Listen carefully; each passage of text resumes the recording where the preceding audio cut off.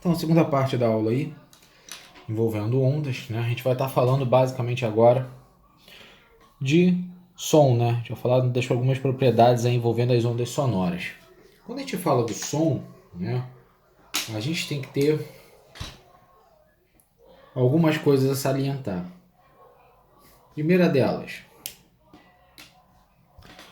o som, ele é uma onda mecânica, tá certo? Por ser uma onda mecânica, ele não se propaga no vácuo, ele precisa de um meio para se propagar. E ele é produzido como? Através de deformações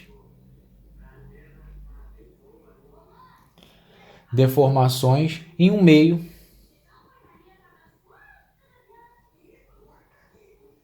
elástico, tá certo? Então você tem deformações consecutivas, perturbações que acontecem, ondas de compressão e rarefação, que aí produzem o som.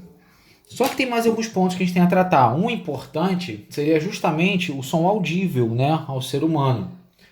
Quando a gente observa aí, falando do ser humano, o som audível, ele se encontra na faixa entre 20 Hz, está falando de frequência, e vai até 20.000 Hz. Tá certo? Então essa é a faixa do audível. Se eu for olhar as características,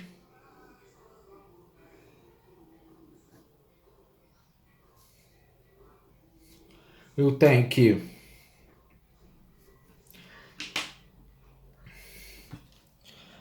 medida aqui é de 20 Hz, aqui é de 20.000 Hz. Estou falando desses dois pontos aqui, ó.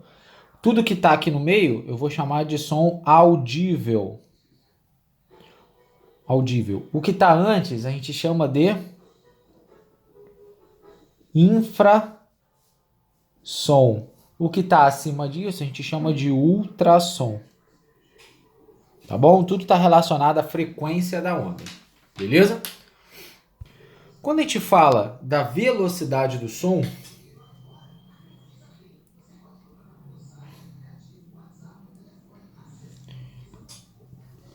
a velocidade do som ela também é calculada, né, como ela é uma onda sonora, também é calculada como V é igual a lambda F, como a gente viu aí na nossa última aula. Ou ainda V é igual a ômega sobre período. Ômega não, lambda sobre período. Então isso aqui a gente já tinha visto, da velocidade do som. Só que tem diferença, se o som é uma onda mecânica, ele precisa de um meio para se propagar. Tem diferença ele se propagar no gás, no líquido ou no sólido, a velocidade muda? Ela muda. Eu digo que a velocidade do som nos sólidos, a velocidade do som nos líquidos e a velocidade do som nos gases, elas são diferentes, né? Se eu for olhar mesmo som, mesmo substância. Agora elas são diferentes como? A velocidade do som nos sólidos é maior do que a velocidade do som nos líquidos, que é maior que a velocidade do som nos gases. Essa relação é importante, tá? Então vou colocar até aqui marcada de vermelho. Relação importantíssima quando a gente fala de velocidades e já caiu em prova. Então é o seguinte, velocidade do sólido é maior que líquido, que é maior que gases. Quando eu estou vendo, por exemplo, o metrô chegando, primeiro eu escuto o som do trilho, porque o trilho é sólido. Depois é que eu escuto o barulho vindo pelo ar. Os índios, né, se eu for olhar filmes de faroeste, os índios colocam a orelha no chão, de pele vermelha, lá nos filmes. Porque, apesar de ser exagerado, o som consegue vir mais rápido pelo solo do que pelo ar. Então ele consegue perceber a presença do cowboy por perto, tá certo? Então nos sólidos é maior do que nos gases. O líquido são valores intermediários, tá certo? Agora, tem outro ponto importante quando a gente fala disso, que é a qualidade fisiológica do som. Qualidade fisiológica do som, eu tô falando aquelas qualidades são percebidas, como elas são percebidas, né, pelos animais ou pelos seres humanos. Então o som, ele tem, primeiramente, intensidade. O que é a intensidade de um som? Quando eu falo de intensidade, eu estou falando da força do som. Certo? Eu estou falando basicamente como se fosse o volume, se fosse um rádio, né? O volume do som. Isso é intensidade. E a intensidade é medida pela amplitude.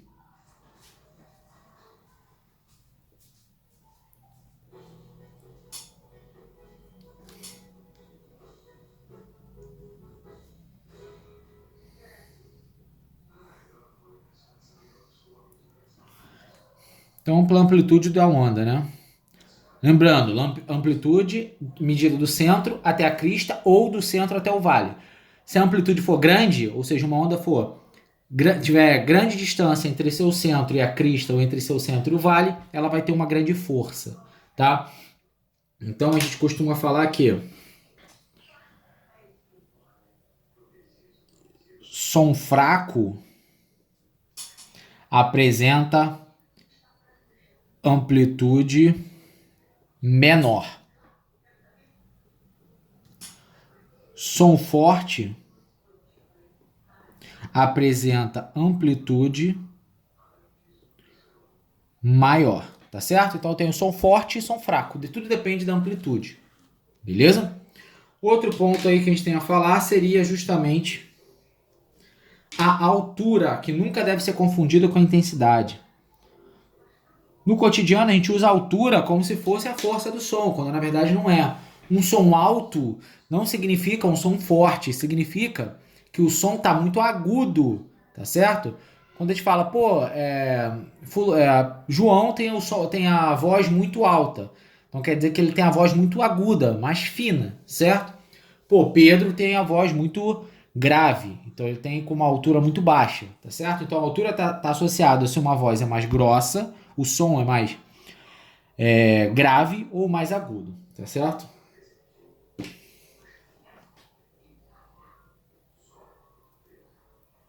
Então classifica o som como grave ou agudo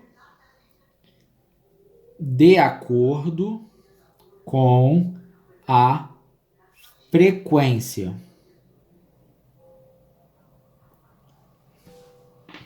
O que isso significa, então? Som grave tem frequência menor, som agudo tem frequência maior, tá certo? Então isso aí, quando eu observo a altura, está relacionado à frequência. Grande frequência, som agudo. Baixa frequência, som grave.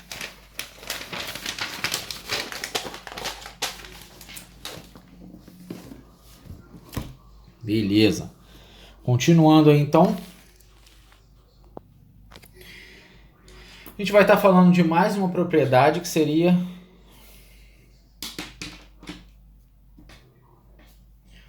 a chamada timbre. Timbre é a qualidade que permite identificar sons de mesma frequência e intensidade emitidos de fontes diferentes.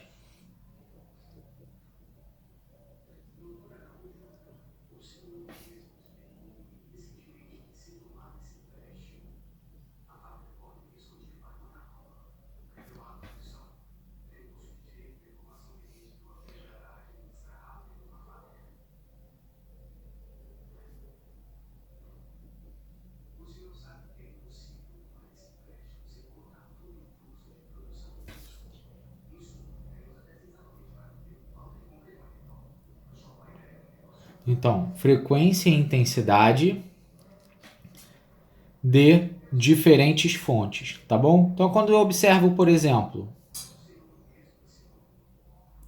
Quando eu observo um dó vindo de um piano ou um dó vindo de uma guitarra, eu consigo identificar que um é piano e outro é guitarra. Tudo isso associado ao timbre. Eu falo também que o timbre é o formato da onda. Então está associado ao formato da onda.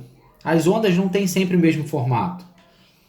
Tá certo? As ondas têm formato diferente. Ela pode ser um pouco mais triangular, ou então ela pode ser mais quadrada. Então, de acordo com o formato dessa onda é que o nosso ouvido consegue perceber. Beleza? Então, fenômenos sonoros. Tem alguns fenômenos sonoros que são importantes.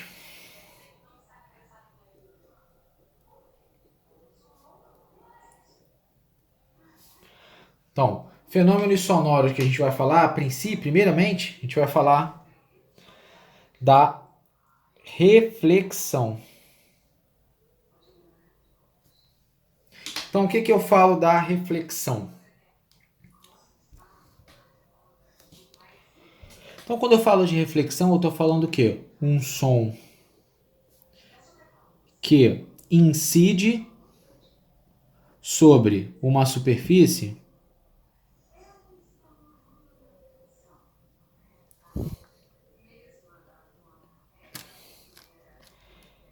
retorna ao meio de origem. Então, bateu e voltou. Beleza. Agora, quando eu falo de reflexão, tem alguns fenômenos ainda associados a essa reflexão. Pode acontecer de 3 tipos, de acordo com o intervalo de tempo que a onda bate e volta. Se o tempo for inferior a 0,1 segundo, ou seja, emitiu o som 0,1 segundo, menos de 0,1 segundo, ele já voltou. Então isso é chamado de reverberação. O que é essa reverberação? O observador acaba vendo o som refletido direto. Quando o primeiro que ele emitiu já está se extinguindo, tá certo? Então a reverberação, o observador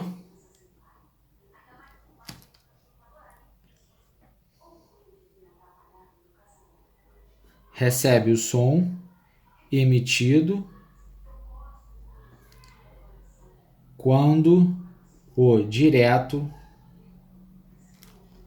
acabou, né? Se extinguiu. Beleza? Quando você tem um ΔT exatamente ou bem próximo a 0,1, a gente chama de reforço. Certo? O que significa esse som de reforço? Quando o observador recebe o som emitido exatamente junto com o refletido.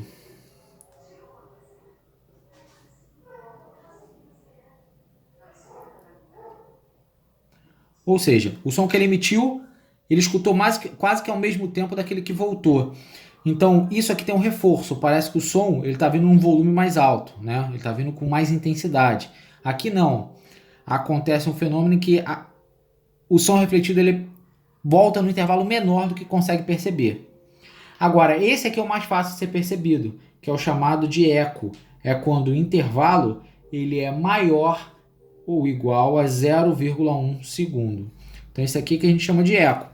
Ou seja, o intervalo é maior do que a gente está percebendo. Então, o observador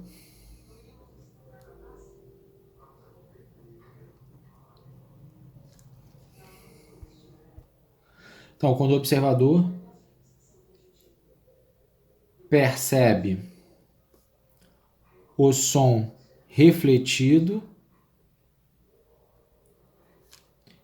separado do emitido. Então aqui ele consegue perceber nitidamente, né, o que ele falou e o que voltou. Tá diferente, tem um tempo. Esse primeiro aqui nem dá para perceber. Esse aqui tem um reforço, ele escuta como sendo uma coisa só. E esse aqui é aquele que dá maior visibilidade que a gente consegue perceber com mais tempo, tá certo? Uma característica importante que isso acontece quando o seu obstáculo está mais distante do que 17 metros. Lembrando que a velocidade é 340 metros por segundo, né? Dá para mostrar isso como? ΔS igual a VT. Sendo que o seu ΔS ele vai ser o 2x, né? Porque é ida e volta. Tá bom? Aí você acha esse valor de tempo. Tranquilo. Outro ponto aí que a gente tem a falar é a nossa refração. Então, quando a gente fala de refração, é quando o som passa de um meio para o outro, tá certo? Então, quando ele atravessa alguma coisa aí, tem uma interface entre dois meios, por exemplo, ar líquido, ele mudou de um meio para o outro, estou falando de um fenômeno envolvendo refração. Então, nesse fenômeno, ele acaba mudando sua velocidade, tá certo? Então ele acaba mudando a sua velocidade de propagação e ele também muda comprimento de onda.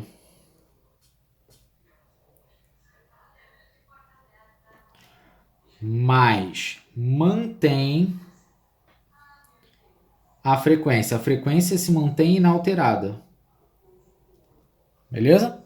Então, característica importante envolvendo refração. Outro ponto importante quando a gente fala de fenômenos, eu estou falando do fenômeno envolvendo difração. A difração é uma característica interessante que acontece. Consiste basicamente na capacidade do som em contornar obstáculos, tá certo? Então a capacidade que ele tem de contornar um obstáculo. Quando você tem, por exemplo, um muro, né, de até 17 metros, você tem uma pessoa aqui, ó. A pessoa está emitindo esse som. Esse som ele tem a capacidade de contornar e o outro cara do outro lado, ó, o orelhão aqui dele, ó.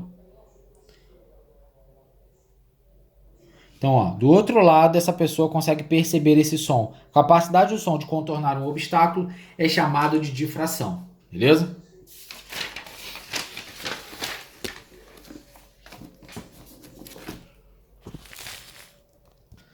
Só lembrando aí que o som ele consegue contornar um obstáculo se esse obstáculo estiver compreendido entre 1,7 centímetros e 17 metros. Tudo isso associado aí justamente ao tempo, à frequência, tá?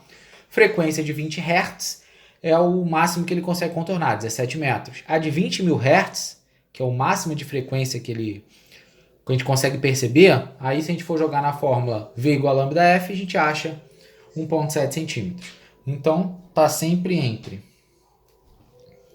1,7 centímetros e 17 metros é o que o som consegue contornar.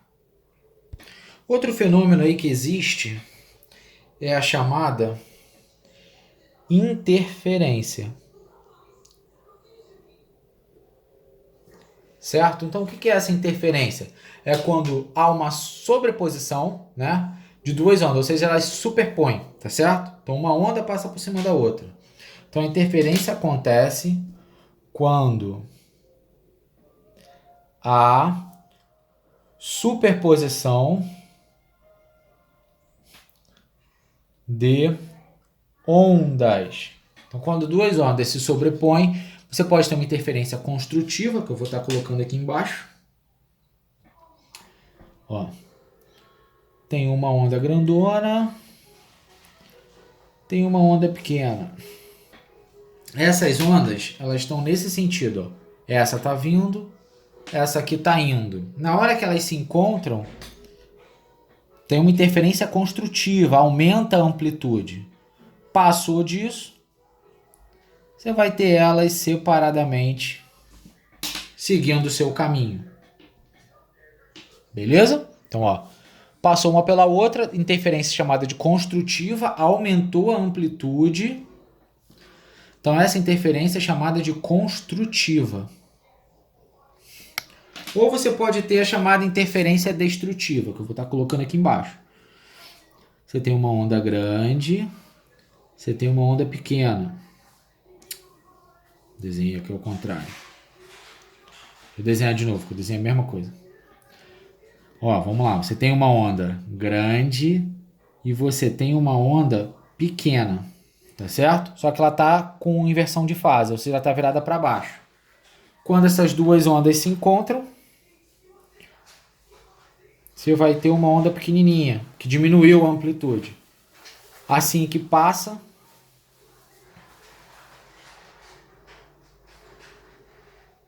elas continuam normalmente. Isso é chamada de interferência destrutiva. Beleza? Construtiva aumenta a amplitude. Destrutiva diminui essa amplitude. Certo? Tudo aí foi interferências.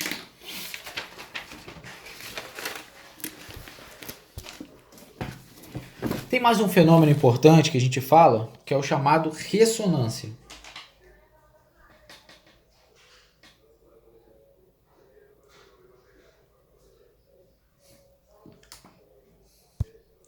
O fenômeno da ressonância é quando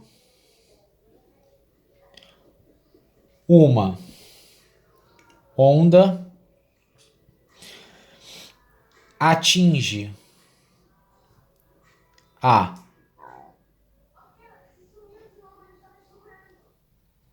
frequência natural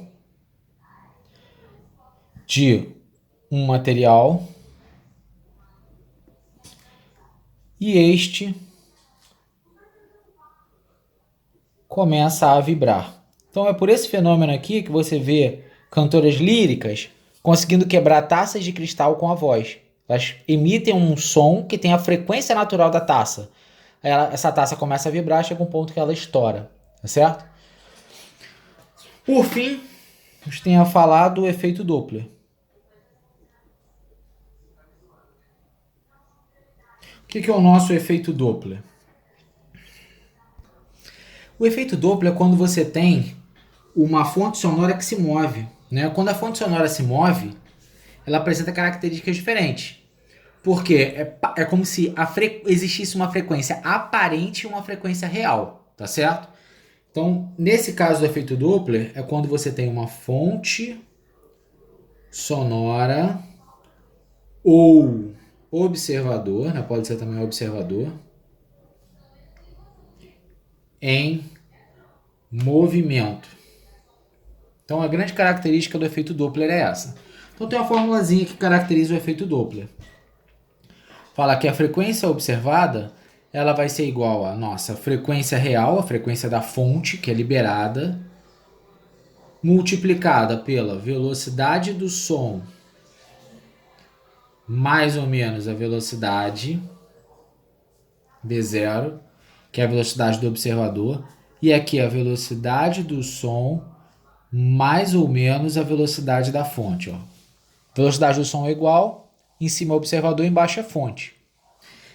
Por que é mais ou menos, eu vou estar explicando aqui agora. Então, por convenção, a gente adota algumas características.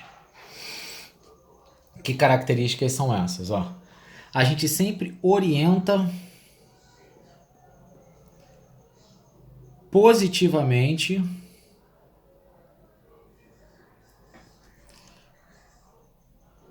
do observador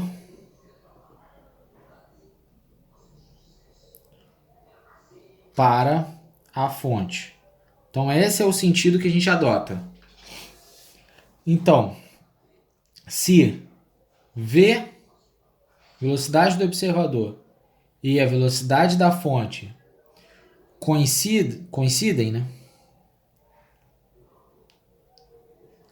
o sinal usado é o mais. Se a velocidade do observador e a velocidade da fonte não coincidam, a gente usa o menos, tá certo? Posso colocar isso aí de outro jeito, ó. Se o observador estiver correndo em direção à fonte, em cima é mais. A fonte vai parada. Se a fonte estiver correndo no sentido do observador, embaixo é menos. Então tem que tomar esse cuidado, porque é sempre da fonte para o observador. Então isso aqui, ó, se o observador estiver aproximando da fonte, mais. Se a fonte estiver, eles dois estiverem se afastando, menos. Beleza? Então eu posso falar o seguinte: F observado vai ser maior que o F da fonte em casos de aproximação.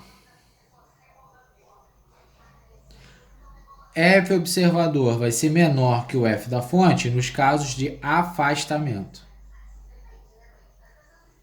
Beleza? Então tome cuidado só com os sinais, tá certo? Então, próxima aula a gente vai estar fazendo bastante exercícios envolvendo efeito Doppler. Aquele abraço.